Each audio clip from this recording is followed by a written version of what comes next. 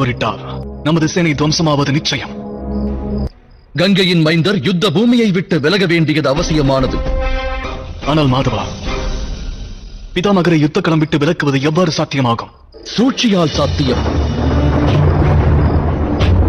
ஆம் பார்த்தா, ஒன்றை நான் கூறியிருந்தேன். இந்த யுத்தத்தில் சூழ்ச்சி அவசியம் தேவை. அதற்கான வேளையும் நெருங்கியது. சூழ்ச்சியா? யுத்தத்தில் சூழ்ச்சி என்பது அதர்மம் மாதவா. இந்த யுத்தமே சூழ்ச்சியால் நிகழ்வதுதான் தர்மசீலரே. களத்தில் வெற்றியை ஈட்ட வேண்டுமெனில் 5 அடிகள் எடுத்து வைக்க வேண்டியது அவசியம். இந்த 5 அடிகள். யுத்தத்தின் 2ஆம் நாள்.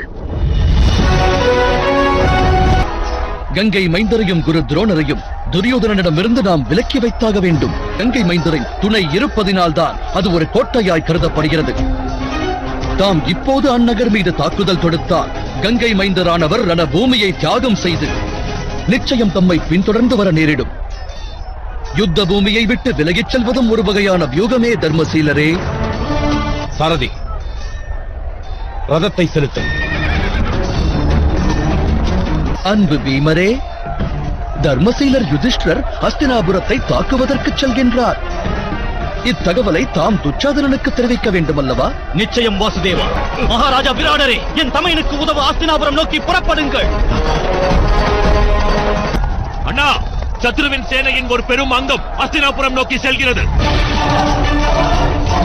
எனில் பிதாமகர் கங்கை மைந்தர் அதிவிரைவாக யுதிஷ்டனை பின்தொடர்ந்து செல்ல வேண்டும்.